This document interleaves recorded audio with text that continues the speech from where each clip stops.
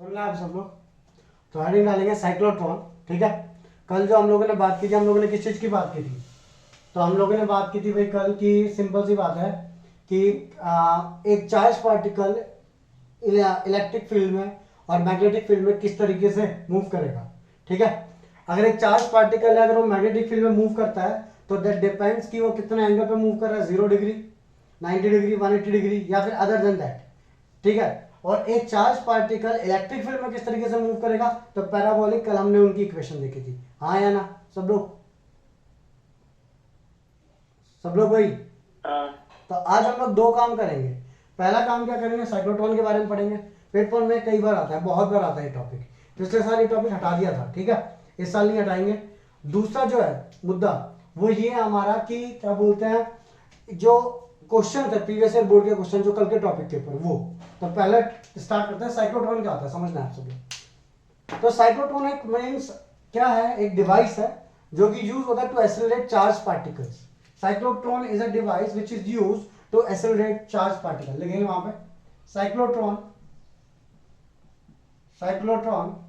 is a device which is used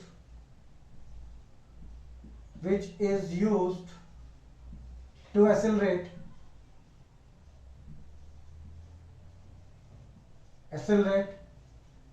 charged particles।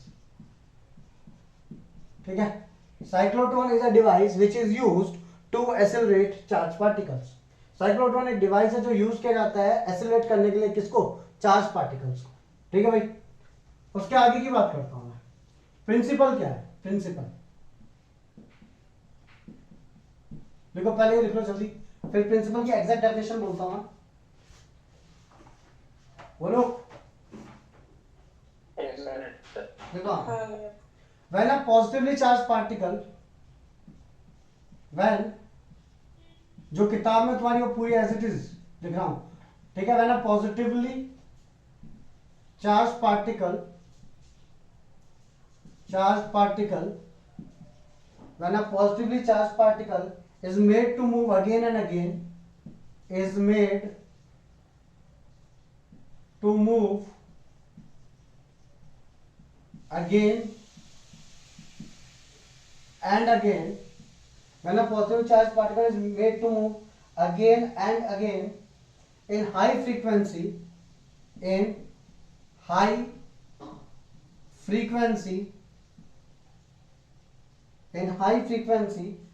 electric field, ठीक है, using strong magnetic field, in high frequency electric field and using strong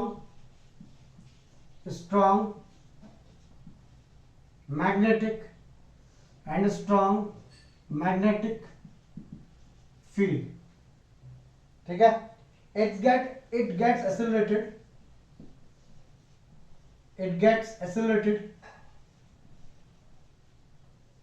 gets accelerated and acquires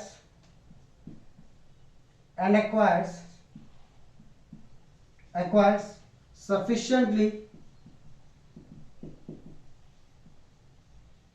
large amount of energy। ठीक है। ये तो आप principal है, जल्दी से लिख लो, फिर इसको एक्सप्लेन करता हूं। लिखो जल्दी।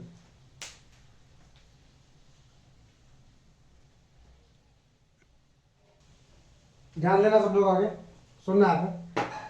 इसका कंस्ट्रक्शन देखते हैं, कंस्ट्रक्शन कैसा होता है पहले तो। कंस्ट्रक्शन के अंदर यहाँ पे होंगे दो डी। क्या होंगे? डी। डी का मतलब क्या होता है कि इट्स लाइक दो प्लेट्स हैं मेरी। ध्यान देना आप सब लोग, कुछ बनाना मत, सुनना आप। ये होलो है, ठीक है, होलो है, और ये ऐसे है।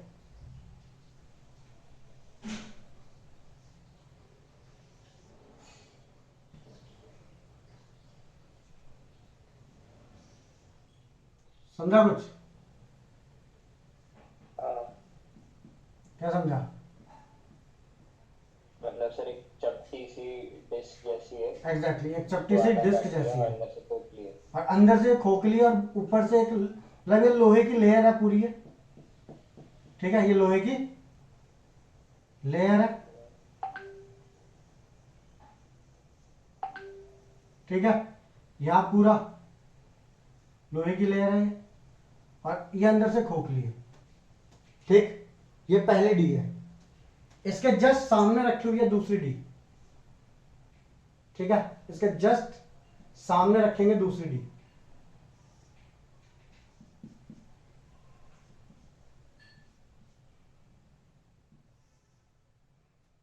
ठीक है।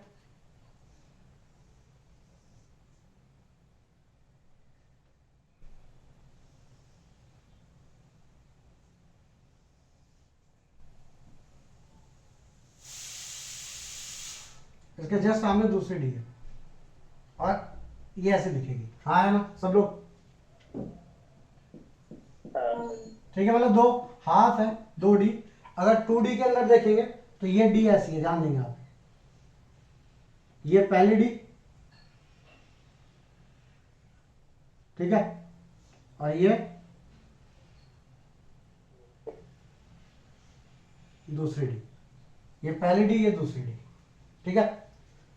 इन दोनों को हमने ज्वाइन करवा रखा है किससे, और दोनों अंदर से खोखली है, अंदर कुछ भी नहीं है, ऊपर मीन्स एक लाइक एक ऊपर प्लेट है, नीचे प्लेट है और ऐसे बंद है, बस अंदर से खाली है पूरी।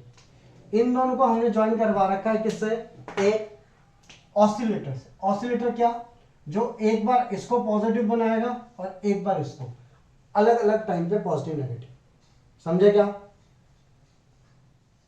समझे। और इस पूरे क्या क्या oscillator, oscillator OSCILLATOR, oscillator, positive negative positive negative, एक बार अल्टरनेट पॉजिटिव नेगेटिव बनाता जाएगा। ये वेव का मतलब क्या होता है, ये जो वेव ये है ना, ये वेव है, वेव मतलब एक बार पॉजिटिव एक बार नेगेटिव फिर पॉजिटिव फिर नेगेटिव, ठीक है। ये जो है ये है मेरा साउथ, साउथ पोल। इस पूरे दोनों डी को मैंने साउथ पोल के बीच में और किस के बीच में रखा हुआ है, नॉर्थ पोल के बीच, ठीक है। इस पूरे चीज को मैंने साउथ पोल और नॉर्थ पोल के बीच में रखा हुआ है। यहां पे एक छोटा सा गैप बना देना, इसको बोलते हैं विंडो, मतलब एक गैप है यहाँ पे टूटा हुआ रहता है, इसको बोलते हैं विंडो, समझे क्या, विंडो, विंडो, हाँ। मीन्स अगर मैं 2D में देखूंगा तो ये कैसा दिखाई देगा, ध्यान देना यहाँ पे, 2D में देखूंगा तो सिंपल सी बात है कि ये जो डिस्क है मेरी, ये जो डिस्क है, एक डिस्क ये रही और एक डिस्क ये रही, हाँ कि ना, दोनों को मैंने लगा रखा है ऑसिलेटर से और इस पूरे को रखा हुआ है, इट्स लाइक डिस्क है, ऊपर एक नॉर्थ पोल नीचे एक साउथ पोल और उसके बीच में डिस्क रखी हुई है, समझे क्या, समझे। Yes sir. इट्स लाइक जैसे कि ये रहा, ये रही किताब, किताब की जो आगे वाला पार्ट है ये पूरा बीच का खाली कर दो, ऊपर की एक लेयर है नीचे की एक लेयर है और अंदर कुछ भी नहीं है, समझे क्या, बोलो आगे।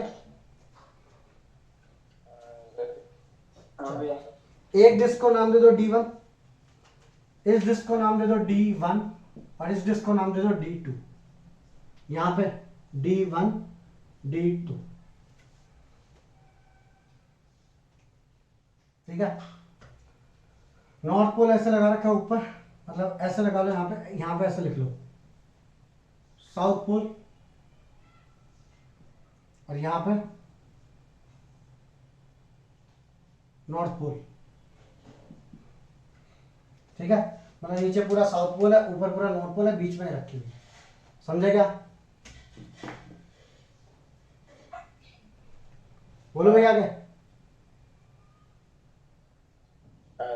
और वर्किंग क्या होती है, मीन्स ये दोनों ऐसे पास में रखे हुए, हमने दूर दिखाए हैं बट ये दोनों ऐसे जुड़ करके पास में रखे हुए, ठीक है। अब मैं इनकी वर्किंग की बात करता हूँ, सुनना आप सब लोग ध्यान देना 2 मिनट के लिए, तुम लोग को फोटो खींच के ग्रुप पे भेज दूंगा, उसमें देख लेना, वर्किंग तब लिख लेना जब समझा देता हूँ वर्किंग क्या होती है और इसके फॉर्मूला डिराइव करवा देता हूँ, वर्किंग तुम लोग बाद में लिख लेना, लिख बाद में लेना, फिर सुन लो यहाँ, बोलो। चलो सुनना आपसे। हाँ सर। एक चार्ज पार्टिकल लिया हमने, ठीक है, चार्ज पार्टिकल सेंटर पे रखा, ये यहां पे रखा चार्ज पार्टिकल। ऑसिलेटर है, ये वाली बनी नेगेटिव और ये वाली क्या बनी, प्लेट पॉजिटिव। ये चार्ज पार्टिकल, इस पर पॉजिटिव चार्ज है, किस साइड अट्रैक्ट होगा, इधर या इधर, नेगेटिव की तरफ। तो ये चार्ज पार्टिकल नेगेटिव की तरफ खींचा, मतलब इधर की ओर। कौन सी डी के अंदर एंटर करेगा, मतलब D2 के अंदर। ये D1 है मेरी और ये D2, तो D2 के अंदर इसने एंटर कर दिया, ठीक है। मीट इट्स लाइक, देखो एक D यहाँ पे, एक D यहाँ पे, ये 2 D है, ठीक है। यहाँ पे चार्ज था, ये नेगेटिव बना, इसके अंदर की ओर एंटर किया। जब एक मेटल प्लेट के अंदर चार्ज एंटर किया तो उसके ऊपर इलेक्ट्रिक फील्ड लगती है क्या, आई रिपीट, याद है इलेक्ट्रोस्टैटिक शील्डिंग पढ़ा था कि चार्ज हरदम मेटल के सरफेस पे रहता, अंदर नहीं रहता, याद है, होलो स्फीयर वाला कंसेप्ट पढ़ा था हम लोगों ने, हाँ कि ना। तो चार्ज एकदम स्फीयर पे रहेगा, अंदर नहीं रहेगा। तो सिंपल सी बात है, चार्ज इधर है, अंदर एक बार चार्ज मूव कर गया तो अंदर इलेक्ट्रिक फील्ड जीरो हो जाएगी। चलो, अंदर इलेक्ट्रिक फील्ड जीरो है, चार्ज इधर की ओर मूव करने लग गया, उसको एक वेलोसिटी मिल गई। क्यों, क्योंकि भाई जैसे ही ये पॉजिटिव बना, ये नेगेटिव बना, इसको एक वेलोसिटी मिल गई इधर की ओर, वेलोसिटी मिल गई, ठीक है। वेलोसिटी इधर की ओर मिल गई, ऐसे ऊपर नॉर्थ पोल है, नीचे साउथ पोल है, ये 2D है, ये 2D है। चार्ज इधर की ओर मूव किया, ऊपर नॉर्थ है, नीचे साउथ, तो ये मैग्नेटिक फील्ड हुई। Magnetic field is perpendicular to the velocity, velocity इधर की ओर है, मैग्नेटिक फील्ड ऐसे परपेंडिकुलर, कौन सा मोशन होगा, सर्कुलर। तो ये जो चीज है ये घूमेगी और ये घूम करके सेमी सर्कल बनाएगा, बना दिया, हाँ कि ना। चार्ज ने यहां से स्टार्ट किया, अंदर की ओर घुसा डी की ओर, घूम के सेमी सर्कल बना। जैसे ही सेमी सर्कल बना दिया, अब ध्यान देना यहाँ पे, जैसे ही इस चार्ज ने सेमी सर्कल बना दिया, अभी वापस बाहर आएगा। इस ऑसिलेटर की फ्रीक्वेंसी इस तरीके से रखनी है कि जैसे ही ये बाहर आए, यहाँ पे पोलैरिटी क्या हो जाए, चेंज हो जाए, ये बन जाए नेगेटिव और ये क्या बन जाए। अब ये जब जैसे ही बाहर आएगा, इसकी ओर खींचेगा या इसकी ओर खींचेगा, अब D1 की तरफ, तो D1 इसको अटैक करेगा। और जैसे ही एक बार D1 के अंदर एंटर करेगा, D1 के अंदर एंटर करेगा, दोबारा से मैग्नेटिक फील्ड काम करेगी, इलेक्ट्रिक फील्ड काम करना बंद कर देगी, एंड ये चीज दोबारा घूमेगी, हाँ या ना। फिर अगली बार जब जैसे ही बाहर आएगा, फिर फ्रीक्वेंसी चेंज, ये नेगेटिव ये पॉजिटिव, ठीक है। अब जैसे ही ये जो इलेक्ट्रिक फील्ड है, इलेक्ट्रिक फील्ड काम करेगी, इधर की ओर खींचेगा, इलेक्ट्रिक फील्ड काम करना बंद करेगी, मैग्नेटिक फील्ड काम करेगी, फिर ये, एंड ये काम चलता रहेगा, हाँ या ना सब लोग। तो इस तरीके से क्या होगा कि जो चार्ज पार्टिकल है वो एसिलरेट होता जाएगा, आई रिपीट, चार्ज पार्टिकल क्या होगा, एसिलरेट होता जाएगा। मींस यहां पे जो चार्ज पार्टिकल रखा था हमने, पहले वो इसके पास गया, फिर इसके पास, एसिलरेट होगा ऐसे ही। और जब उसके बाद जो sufficiently large amount of energy आ जाएगी, आई रिपीट, जब उसके पास sufficiently large amount of energy आ जाएगी, तब विंडो के थ्रू हम उसको बाहर निकालेंगे, और जहां पे भी हमको उसको यूज करना है, हाईली एनर्जेटिक पार्टिकल को जहां पे भी यूज करना है, उसके ऊपर जाके बॉम्बार्ड करवा देंगे। समझे क्या, समझे। जनरली ऐसे एक्सपेरिमेंट जहां पर हम लोग को हाईली एनर्जेटिक पार्टिकल्स चाहिए होते हैं, आई रिपीट, जहां पे भी हम लोग को हाईली एनर्जेटिक पार्टिकल्स चाहिए होते हैं, वहां पे इसको यूज किया जाता है। और इससे सिर्फ देखो एक चीज, वो बाद की बात है, चलो बाद में बताऊंगा। मींस यहां पे अगर D1 है तो सिंपल सी बात है, ये ऐसे, और जहां पे भी विंडो होगा, विंडो से हम लोग इसको बाहर लेके जाएंगे, और हाईली एनर्जेटिक पार्टिकल जहां पे भी होगा उस पर जाके बॉम्बार्ड करवा देंगे। समझे क्या, क्या भाई, चार्ज पार्टिकल को बाहर निकाल के बॉम्बार्ड कर देते हैं। हाँ, क्योंकि उसके मतलब उसके ऊपर चार्ज पार्टिकल की जो एनर्जी है, हमको एनर्जेटिक चार्ज पार्टिकल चाहिए होता है। तो चार्ज पार्टिकल तो पहले से था, बट इसमें कोई एनर्जी नहीं थी, बट अब इसके अंदर सफिशिएंटली गायरेंटी एनर्जी काफी ज्यादा हो जाएगी। समझा, अब सुनना है, वर्किंग सुनना है, वर्किंग सुनना। If a positively charged particle, let's say proton, is emitted from point O, this is point O. इस point O से हम लोगों ने किया, when D2 is negatively charged, D2 जो हमारी है that is negatively charged, ठीक है। And D1 is positively charge, it will accelerate towards D2, वो किसकी तरफ बढ़ेगा, D2 की तरफ बढ़ेगा. As soon as it enters D2 it is shielding from the electric field by the metallic chamber. हाँ या ना सब लोग. D2 नेगेटिवली चार्ज है, ये पॉजिटिवली चार्ज है, तो ये जो चार्ज है वो D2 की तरफ बढ़ेगा. और जैसे एक बार इसके अंदर एंट्री ले लेगा there will be shielding due to this towards the electric field, मतलब इलेक्ट्रिक फील्ड काम करना बंद कर देगी. हाँ या ना सर वो मेटल पीस के अंदर मैग्नेटिक फील्ड काम करेगी. हाँ मैग्नेटिक फील्ड काम कर देगा, इलेक्ट्रिक फील्ड नहीं करेगी, मैग्नेटिक करेगी. Inside D2 it moves at right angle to the magnetic field. ये अंदर की ओर जा रहा होगा तो मैग्नेटिक फील्ड के क्या परपेंडिकुलर है, तो inside D2 it moves at right angle to the magnetic field and hence describe a semi circle, and hence describe a semi circle. फिर ये बाहर आ गया. After completing a semi circle it enters a gap between the two Ds, दोनों D के बीच में जो gap है वो एंटर करेगा. At the time when the polarities of the Ds have been reverse, इतना ही टाइम में हमने इनकी पोलैरिटी क्या कर दी, चेंज कर दी. अब जो पहले ये माइनस था अब ये वाला माइनस बनेगा, ये वाला माइनस और ये वाला क्या बनेगा, plus. Then it enters D1 and again describes a semicircle due to magnetic field which is perpendicular to the motion of proton. This process continues till the proton reaches periphery of the D system. At this stage the proton is deflected by the deflecting plate and hence comes out of the window and hits the target. जिस पे भी तुमको hit करवाना hit करवा सकते. समझे क्या? Yes sir. जो चीज मैंने बोली वही चीज लिखी हुई है, बस तुम वर्किंग में वो चीज लिख लेना. समझा क्या? हाँ सर. मुद्दा पता है क्या है? मुद्दा क्या है कि रेडियस कितना होगा, टाइम कितना होगा, ठीक है, रेडियस कितना होगा, टाइम कितना होगा, फिर फ्रीक्वेंसी कितनी होगी, ये सब निकालना. सेम जो कल हमने डेरिवेशन किया था. क्या बोल रहा भाई उमेश? एक डाउट है भैया. बोल. भैया मैक्सवेल का रूल है ना कि अगर कोई चार्ज पार्टिकल एक्सीलरेट करता है तो उसकी एनर्जी रेडिएट करता है वो. हाँ बिल्कुल करता है. अगर तो वही तो था भाई, जब चार्ज पार्टिकल मूव करेगा तब मैग्नेटिक फील्ड, उसके बाद दो फील्ड है, electric field and magnetic field. ये तो गिर जाना चाहिए ना सेंटर में, अगर सेंटर में गिर जाना चाहिए चार्ज मतलब. पार्टिकल मतलब एनर्जी रेडिएट करते करते वापस अंदर चला जाना चाहिए एकदम सेंटर में. भाई मेरे सुन, रुक जा, ये न्यूक्लियस नहीं है, ये यहां से जो चार्ज पार्टिकल ने यहां से इसके ऊपर इधर की तरफ नेगेटिव है, इधर की तरफ पॉजिटिव, इधर एंटर किया, डी के अंदर जैसे एंटर किया मैग्नेटिक फील्ड लगी, उसने इसको घुमा दिया और ये घुमा घुमा के ही तो इधर तक लेके आए इसको, क्योंकि वहां पर ये चार्ज पार्टिकल सिर्फ मोशन नहीं कर रहा है. पहली चीज समझ, ये चार्ज एक होता है चार्ज पार्टिकल सिर्फ मोशन करता है तो it will radiate electric as well magnetic field. समझा? और एक होता है कि इसके मोशन के लिए ही ये दोनों फील्ड्स रिस्पॉन्सिबल है. मतलब समझा तू? एक चार्ज पार्टिकल है, अगर वो मोशन में है तो it will radiate some electromagnetic energy. हाँ कि ना?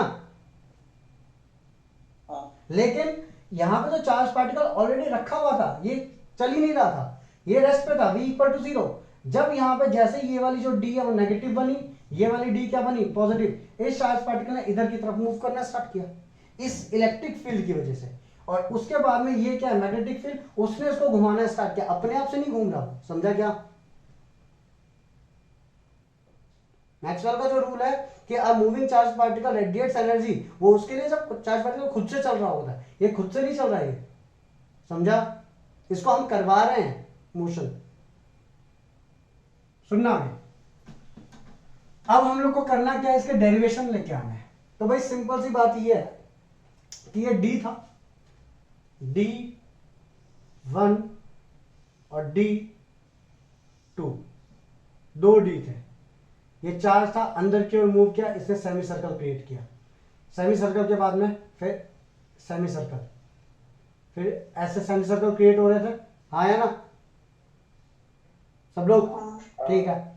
तो मुद्दा ये है, ध्यान देना आप सब लोग, रेडियस कितना होगा, उसके बाद में टाइम पीरियड कितना होगा, ये सब निकालेंगे अभी. तो आ जाओ भैया आप सब लोग. जो फोर्स रिस्पॉन्सिबल है सर्कुलर मोशन के लिए, कौन सा फोर्स है? I repeat, centripetal force. But यहाँ पे सेंट्रीपिटल फोर्स कौन प्रोवाइड कर रहा है? Lorentz force. Magnetic Lorentz force. तो सेंट्रीपिटल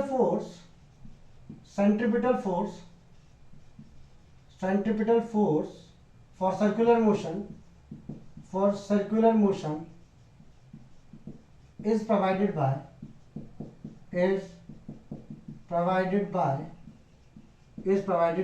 magnetic Lorentz force। ठीक है, तो F C is equal to F M C, F C होता है M V square by R, F M magnetic Lorentz force that is equal to Q into V vector cross with B vector. Magnetic field और velocity में क्या angle है? 90। Magnetic field ऊपर से नीचे थी, डी ऐसे रखा हुआ था, मतलब ऐसे मोशन हो रहा है उसका सर्कुलर, और मैग्नेटिक फील्ड ऐसे लग रही है, हाँ या ना? इमेजिन कर पा रहे हो? हाँ सर। तो भाई ये बन जाएगा M V square by R is equal to Q V B sine 90 degree, V से वी कैंसिल, साइन 90 होता है 1, आर की वैल्यू कितनी आ गई? M V by Q B. समझते बात को? उमेश नाम एक चीज बता, ये रेडियस है कांस्टेंट है या चेंज होगा? क्या भैया? ये रेडियस कांस्टेंट है या चेंज होगा? चेंज होगा भाई। चेंज होगा। एम मास जो है वो कांस्टेंट है या वेरिएबल है? कांस्टेंट है भैया। Constant. Q charge plus 1.5 constant है। बी मैग्नेटिक फील्ड कांस्टेंट है। तो क्या चीज है जिसकी वजह से चेंज हो रहा है रेडियस? वेलोसिटी। क्योंकि स्टार्टिंग में चार्ज रेस्ट पे रखा हुआ था और जैसे जैसे घूमेगा उसकी एनर्जी बढ़ेगी, यही तो करवाता है मुझसे, हाँ कि ना? दैट मींस इसलिए रेडियस बढ़ रहा है क्योंकि वेलोसिटी बढ़ती जा रही है। समझे क्या? चलो आगे टाइम की बात करते हैं। Time equal to distance upon speed, हाँ या ना? तो time is equal to small T क्यों लिख रहा हूं? क्योंकि मेरे को सेमी सर्कल का चाहिए, क्योंकि पूरे सर्कल का अलग है। Time equal to distance upon speed, तो डिस्टेंस की वैल्यू कितनी होगी? पाई आर, स्पीड की वेलोसिटी उसकी कितनी होगी? v, therefore t is equal to pi R by V. r की वैल्यू कितनी? mv बाई क्यूबी, तो t is equal to pi into mv by Q B whole divide by v, v से v cancel हो गया, तो t is equal to pi m by QB. ठीक है, अब ये सेमी सर्कल के लिए टाइम हुआ, पूरे सर्कल के लिए टाइम कितना होगा? तो time period is equal to 2 into t, that is 2 pi m by qb। क्या ये बात समझ में आई सबको? Yes sir. चलो लिख लो, जल्दी से लिखो, फिर आगे चलता हूँ। लिखो जल्दी,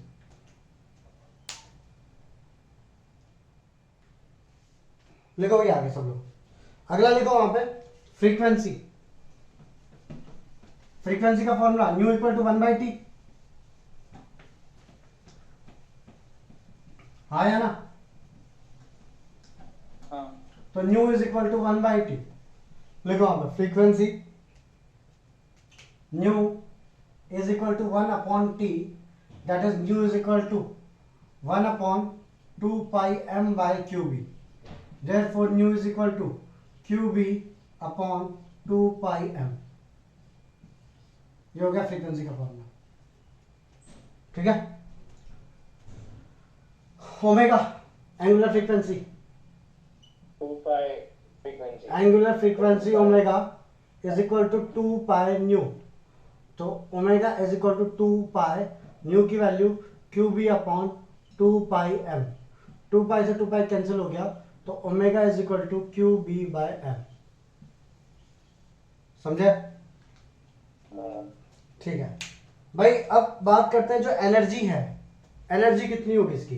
मतलब धीरे धीरे ये सेमी सर्कल घूमता घूमता बाहर तक आएगा, तो इसकी काइनेटिक एनर्जी बढ़ती जाएगी।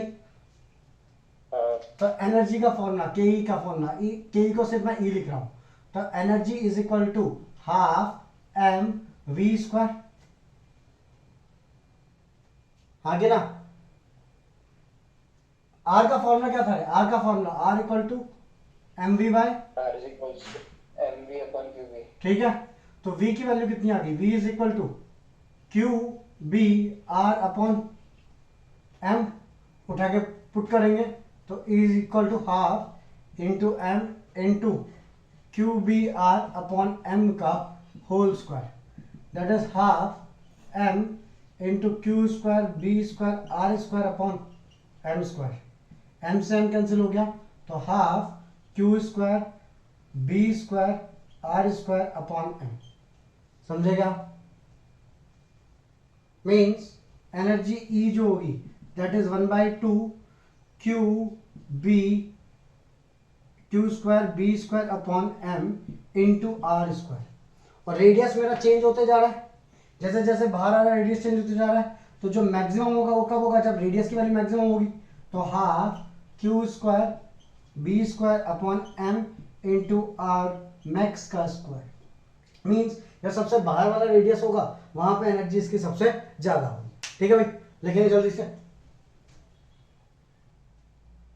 लिखो भाई आगे। अगला जो इसके ऊपर जो 2 क्वेश्चन आते हैं पेपर के अंदर वो ये, मतलब ये तुम्हारे अब असेशन रीजन के क्वेश्चन बन सकते हैं। लिखो वहां पे, बोलो। मीन्स जो एमसीक्यू आने वाला है ना पहला एग्जाम,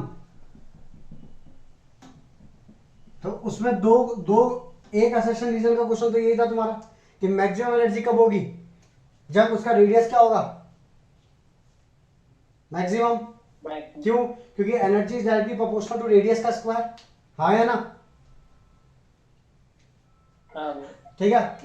सेकंड जो क्वेश्चन आ सकता है नंबर 1 वो ये है कि cyclotron can not accelerate अनचार्ज particles. Cyclotron cannot accelerate neutron because it has no charge। उस पर कोई चार्ज नहीं है, इसलिए साइक्लोट्रॉन उसको एक्सेलरेट नहीं कर सकता। क्यों? क्योंकि पूरा काम ही इलेक्ट्रिक फील्ड और मैग्नेटिक फील्ड का था। हाँ कि ना? जब एक चार्ज पार्टिकल मूव करता है तो उसमें मैग्नेटिक फील्ड फोर्स लगाती है, और एक जब चार्ज पार्टिकल अपनी इलेक्ट्रिक फील्ड देता है तब दूसरी फील्ड इसको, इलेक्ट्रिक फील्ड उसको क्या करती है? अपनी ओर अट्रैक्ट करती है। हाँ या ना सब लोग? तो पूरा का पूरा जो गेम था वही इलेक्ट्रिक फील्ड और मैग्नेटिक फील्ड का था। अब जो न्यूट्रॉन है वो अनचार्ज पार्टिकल है, वो अगर मूव भी करेगा तो ना तो इलेक्ट्रिक फील्ड प्रोड्यूस कर रहा ना तो मैग्नेटिक फील्ड प्रोड्यूस कर रहा। क्या उस पर फोर्स लगेगा? क्या नहीं, कुछ होगा ही नहीं, कुछ भी नहीं होगा। समझे? अगला जो है हमारे पास में that is cyclotron is not used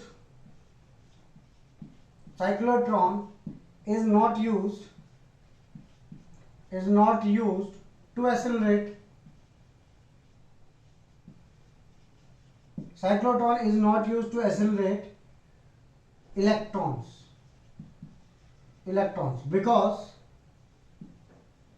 because the mass of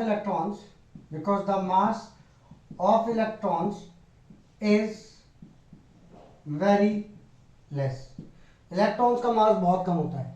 cyclotron is not used to accelerate electrons because the mass of electrons is very less. therefore means इसको देखो किताब में इस तरीके से लिखा गया तुम्हारे, मेरे हिसाब से मैं क्या बोलूंगा इसको, कोऑर्डिनेशन बिटवीन दैट, क्या बोलते हैं, जो ऑसिलेटर है और जो साइक्लोट्रॉन इलेक्ट्रॉन का जो घूमना है वो कंट्रोल नहीं हो पाता। क्यों? क्योंकि देखो यहाँ पे होता क्या है, सुन लो पहले फिर लिखता हूं उसमें। ये डी है, हाँ कि ना? ये पार्टिकल भाई यहाँ पे ऑसिलेटर लगाया हुआ है, जब ये इधर एंटर करेगा बाहर निकलेगा फिर एंटर करेगा, ये ऐसे मोशन करेगा।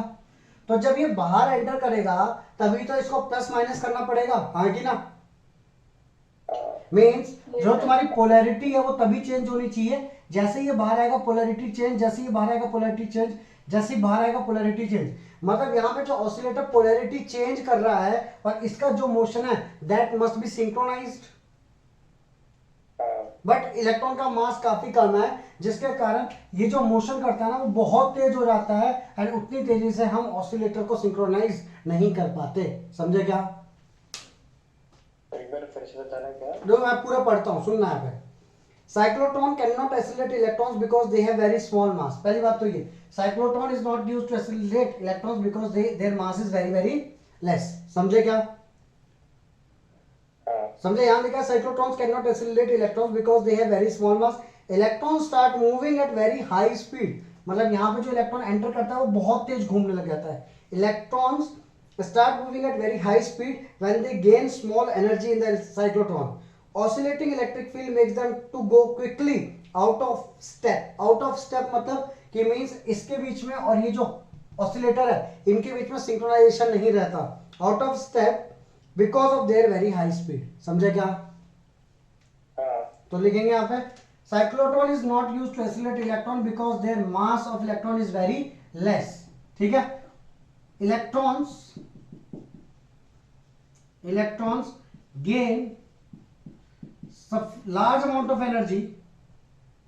Electrons gain large amount of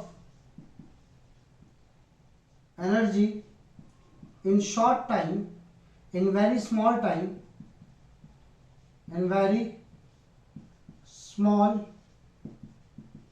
time. और यहाँ पे एनर्जी से मतलब मेरा क्या है? Kinetic energy. अब भाई काइनेटिक एनर्जी चेंज मतलब उसकी वेलोसिटी बहुत ज्यादा हो गई है, तो इलेक्ट्रॉन्स गेन, या फिर ऐसा लिख सकते हो electron start moving at very high velocity. Electrons start moving with very high velocity. Electron starts moving with very high velocity in small time. In small,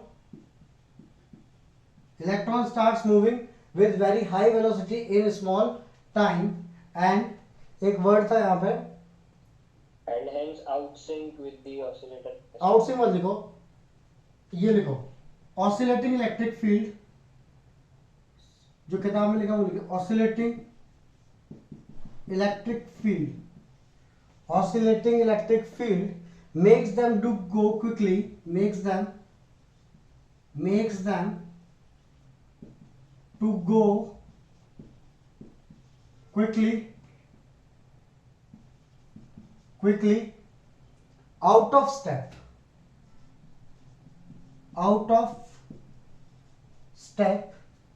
because of their very high speed, because of their very high speed. Out of step का मतलब क्या है कि यहाँ पे speed इतनी ज्यादा हो जाती है कि इसके बाहर आना, फिर अंदर जाना, फिर बाहर आना, फिर इसके बीच में, और यहाँ प्लस माइनस बार बार करना, इन दोनों के बीच में सिंक्रोनाइजेशन है वो लिंक नहीं कर पाता, वो सेम नहीं रह पाता। समझे क्या? भाई बाकी लोग आउट ऑफ, यार मैंने गलती से मिटा दिया, out of step because of their very high speed. Oscillating electric field का ऑसिलेट हो रही है भाई डी को प्लस माइनस कौन बता रहा था यहाँ पे, कौन बना रहा था?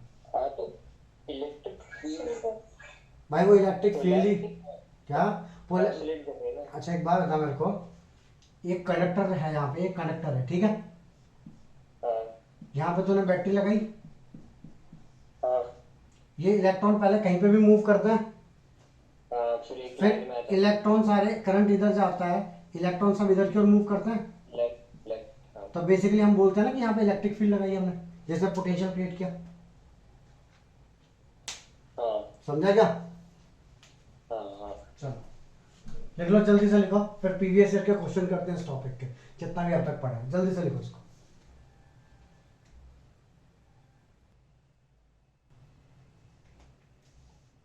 प्रीवियस ईयर बोर्ड का क्वेश्चन क्या बोलता है, इसको अपन बाद में करते हैं, सेम मोमेंटम की जगह पे अभी के लिए क्या रखते हैं वर्ड, पहले सेम स्पीड, फिर मोमेंटम की बात करता हूं। सेम स्पीड, दोनों टाइप के क्वेश्चन आ रखे हैं।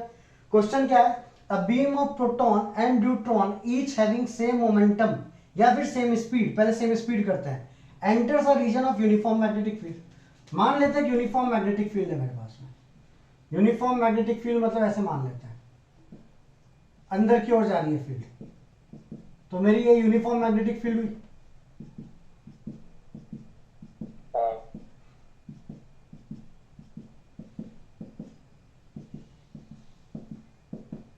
ठीक है, ये मेरी यूनिफॉर्म मैग्नेटिक फील्ड होगी।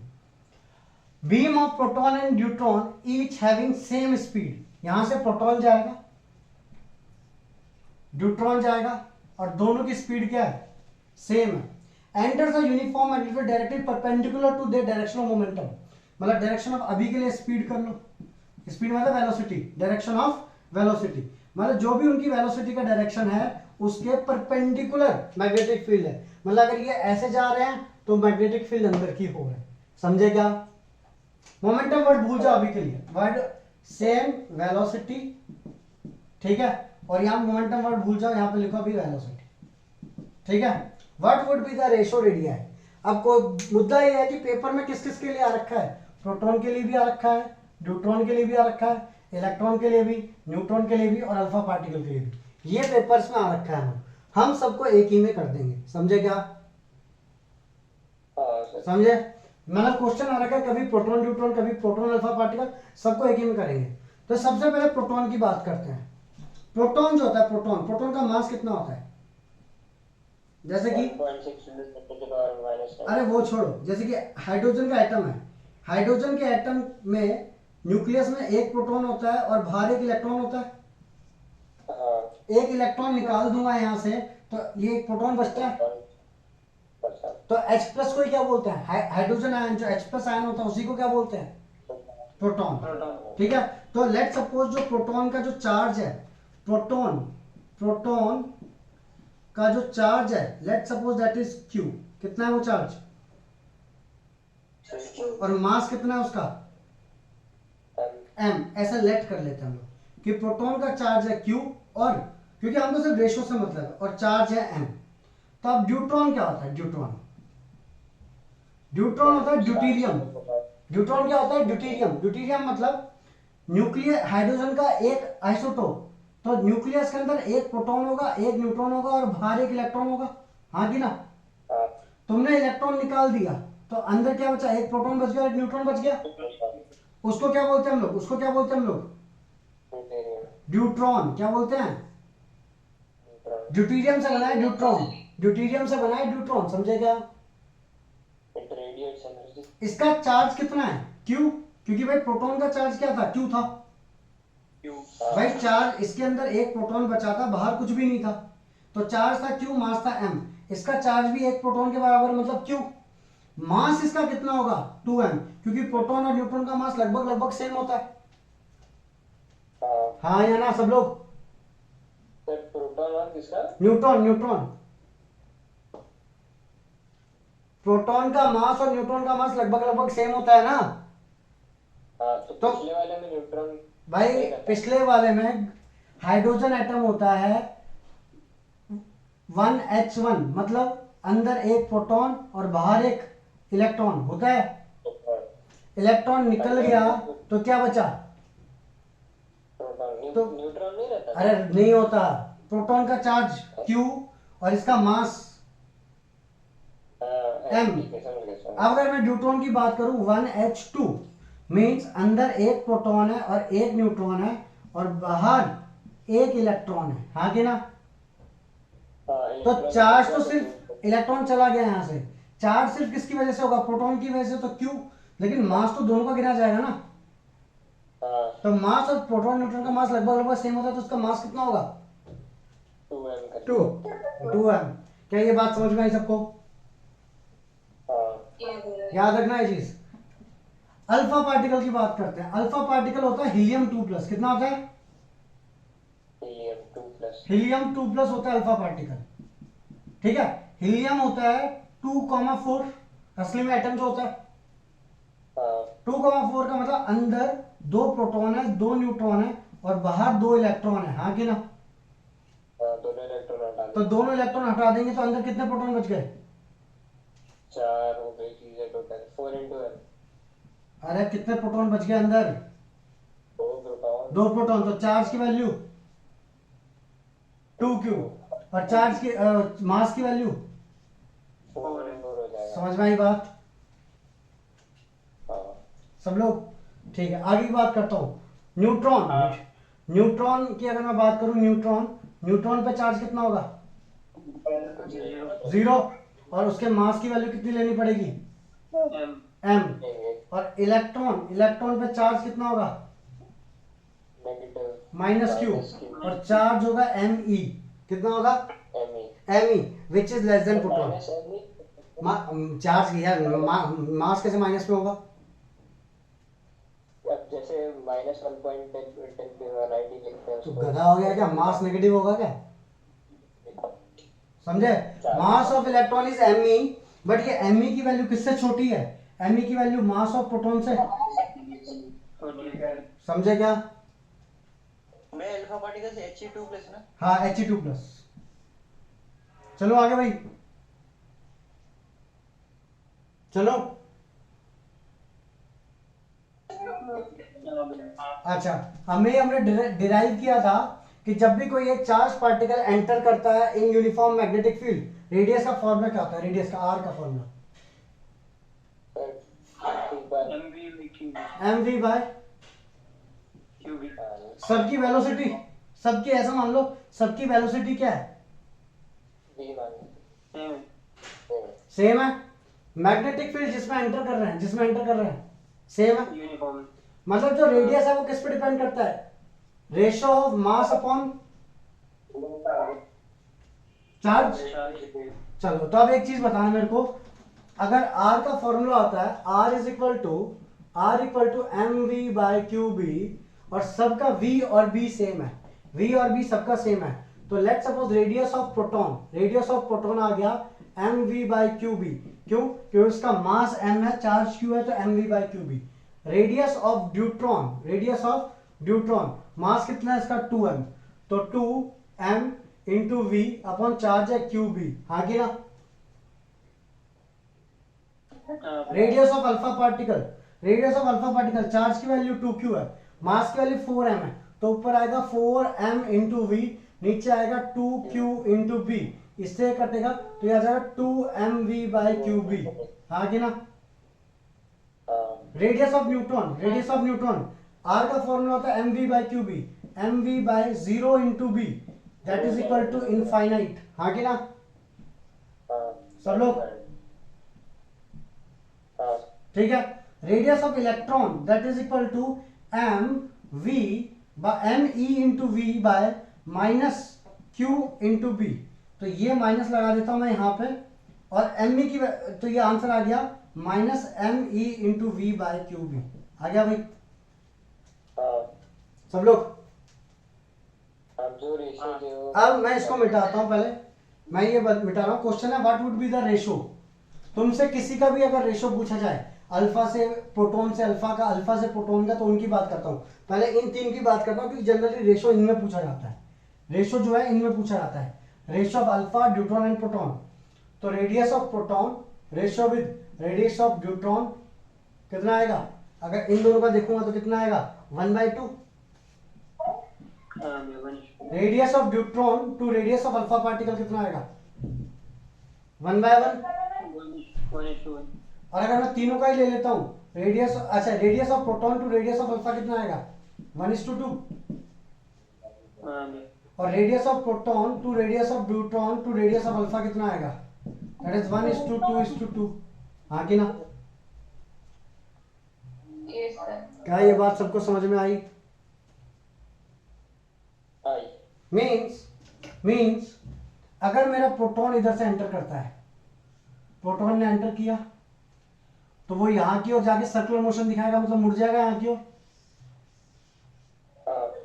यहीं से अगर कोई इसी के बहुत पास से अगर मेरा अल्फा पार्टिकल मूव करता है तो उसका रेडियस डबल है, अल्फा का और ड्यूट्रॉन का रेडियस डबल है ना, तो वो घूम के जाएगा। समझे क्या?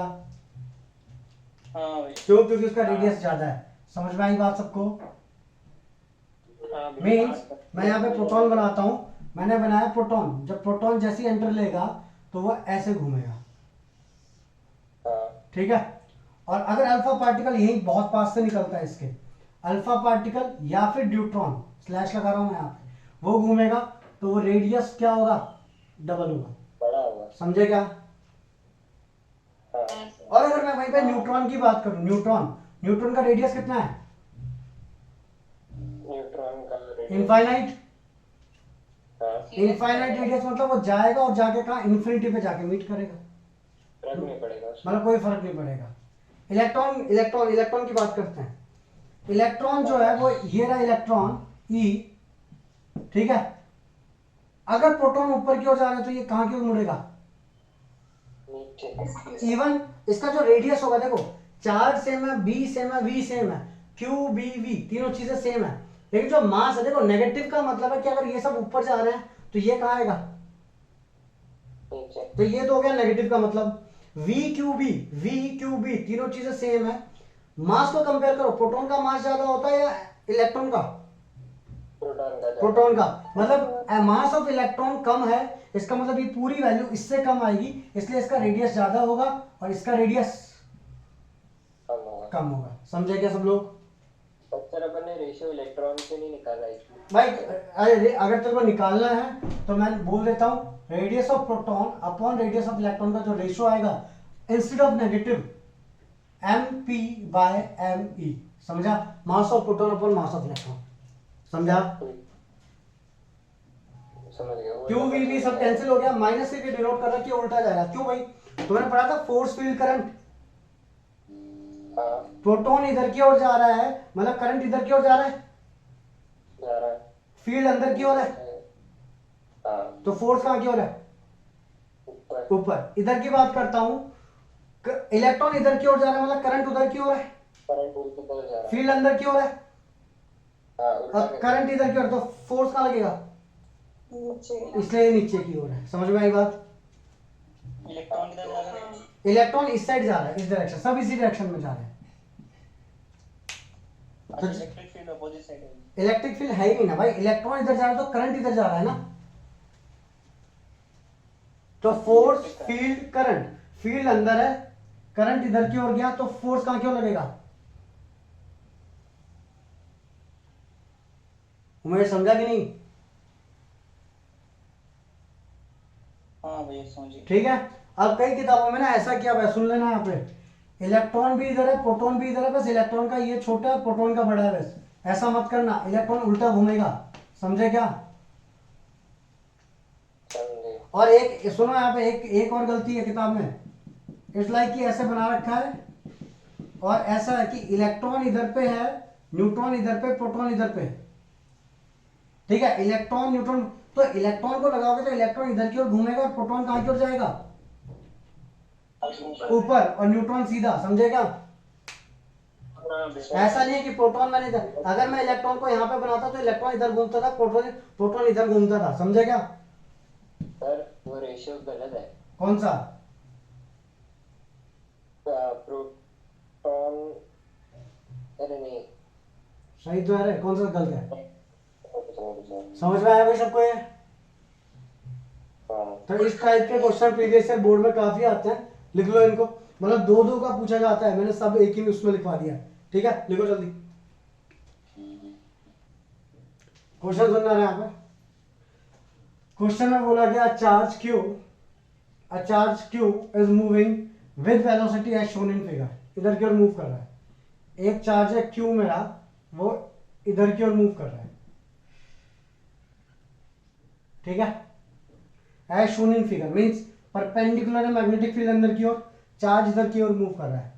What should be the magnitude and direction of electric field, अगर कोई एक इलेक्ट्रिक फील्ड लगाऊं एक्स्ट्रा तो उसका डायरेक्शन क्या होगा, मैग्नीट्यूड क्या होगा, so that particle moves undeviated, सीधा चला जाए, कहीं पे मूव ही ना करे। क्लियर है चीज? क्वेश्चन क्लियर है सब लोग? क्लियर। सर ठीक है। ऐसा कर सकते हैं ना, रुक जा। मैग्नेटिक फील्ड जो है ना उसकी उल्टी डायरेक्शन में force same magnitude. Force field current,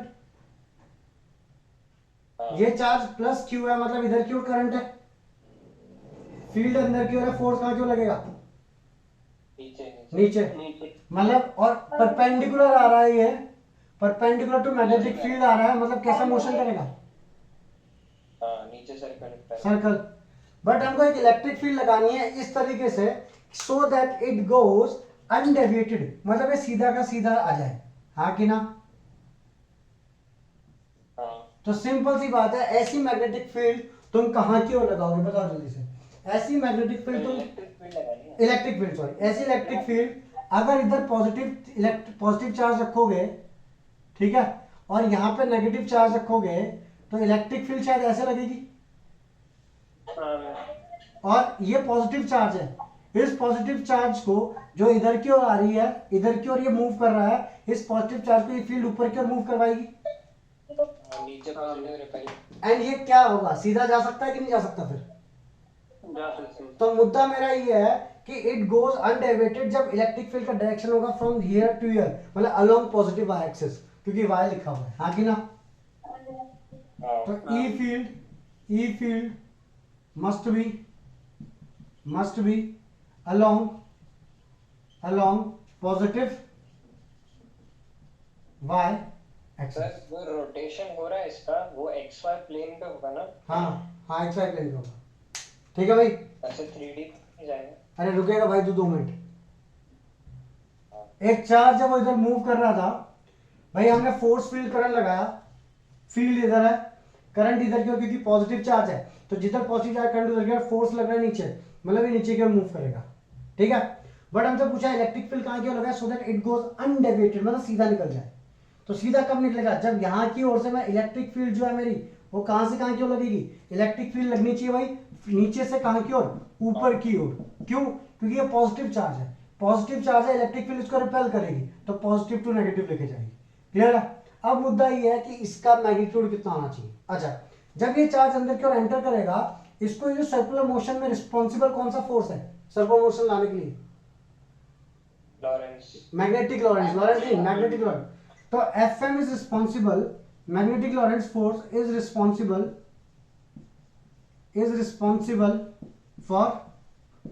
for circular motion, हाँ कि ना? अगर मैंने उसके इक्वल फोर्स लगा दिया ऊपर की ओर तो ये मोशन रुक जाएगा, हाँ कि ना? तो Fm के बराबर का इलेक्ट्रिक फोर्स लगा दो तुम कहां की ओर, ऊपर की ओर। Fm का फॉर्मूला क्या होता है, QVB sin थीटा, हाँ जी ना?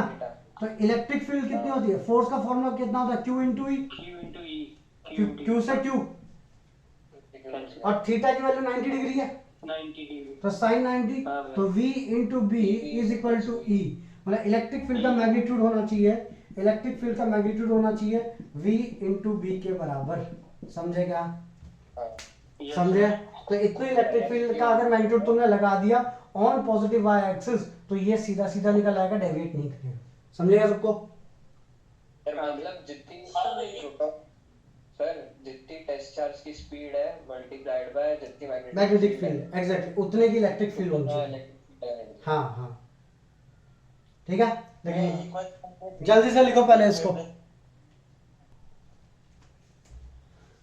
सुनना है यहाँ पे। पिछला जो टॉपिक छूटा था उसकी बात करते हैं, मोमेंटम की।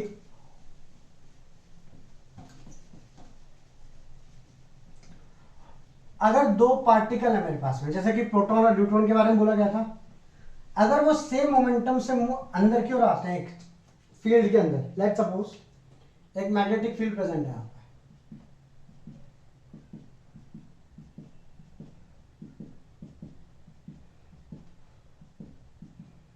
ये एक मैग्नेटिक फील्ड प्रेजेंट है, ठीक है। सेम मोमेंटम से ये एक प्रोटॉन है, न्यूट्रॉन है, अल्फा पार्टिकल है, तीनों के तीनों सेम मोमेंटम से अंदर की ओर आते हैं, मतलब तीनों का P1 P2 P3, या P प्रोटॉन का P न्यूट्रॉन का, और मोमेंटम और अल्फा पार्टिकल सेम है। तो इनके रेडियस का रेशियो किस बात पे डिपेंड करेगा, सुनना आप सुनो। आर का फॉर्मूला क्या था, आर का फॉर्मूला mv बाय यूवी, और mv क्या होता है, ट्रांजिट वेलोसिटी। अरे गधे, मोमेंटम होता है, क्या होता है, momentum into qb, means radius of proton is equal to proton का momentum upon qb, radius of neutron equal to proton का momentum of neutron into qb, और इसके ऊपर वेक्टर लगा लेना तुम लोग, ठीक है, सो दैट तुमको पता लग जाए कि मोमेंटम है। Radius of alpha particle equal to momentum of alpha particle upon qb, बोल सकता हूँ भाई? हाँ अब एक बार बताओ, सबका मोमेंटम अगर सेम है, सबका मैग्नेटिक फील्ड सेम है, तो radius is, if momentum is same, if momentum is same, then radius is proportional to 1 upon q. Radius is inversely proportional to q. अब एक बात बताना मेरे को, प्रोटॉन का चार्ज कितना होता है? प्रोटॉन का q लेते हैं, न्यूट्रॉन का क्यों लेते हैं? q. अरे गधों, न्यूट्रॉन का चार्ज कितना होता है? अल्फा पार्टिकल का 2q लेते हैं। 2q means radius of proton upon radius of neutron कितना आएगा? That is 1 by q upon 1 upon q. Cancel हो गया, 1:1 आएगा। Radius of proton upon radius of alpha particle, radius of alpha particle, that is 1 by q upon 1 upon 2q, that is 2:1. And same is radius of alpha, radius of neutron to radius of alpha 2 by आएगा। तो अब एक बात बताओ, radius of proton to radius of neutron to radius of alpha, that is 2:2:2। समझे क्या? Sir इसको ऐसे कैसे करते हैं, मतलब कैलकुलेशन तीनों का एक साथ कैसे निकालते हैं? बहुत बढ़िया, 12वीं में साइंस में आ गए हो, ठीक है। नहीं रहने दे। सर एक साथ कॉमन लेते हो ना? Radius of proton, radius of neutron and radius of alpha, 3 चीजें हैं। रेडियस ऑफ प्रोटॉन जो है, 2 मिनट रुक जाओ, 1 by q है। अगर मैं एक प्रोपोर्शनल को हटा देता हूँ, 1 by q लिखा रखिए। Radius of neutron is also 1 by q। Constant आएगा सर। अबे कांस्टेंट चल के लिख ले बस।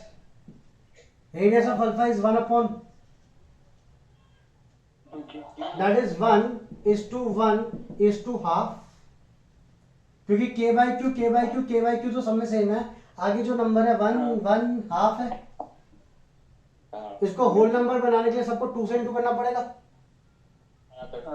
2 समझे? तो अब मुद्दा क्या है कि जब वेलोसिटी सेम होती है, ध्यान देना आप सब लोग, मुद्दा सिर्फ इतना सा है कि जब वेलोसिटी सेम होती है किन्हीं भी पार्टिकल्स की, और ऐसा क्वेश्चन आता है, तो आर का फॉर्मूला होता है mv/qb। तो वहां पे देखो v सबका सेम है, b सेम है, तो रेडियस इज इक्वल टू तुम डायरेक्टली m/q ले सकते हो। और जब मोमेंटम सेम होता है, मोमेंटम सेम होगा तो r is equal to mv/qb। जब मोमेंटम सेम है तो that is equal to 1 by, equal to ना बोल के तुम अगर प्रोपोर्शनल बोलना चाहते हो प्रोपोर्शनल बोल लो, कोई बड़ी बात नहीं है। समझे क्या? लिख लो, जल्दी से लिख लो।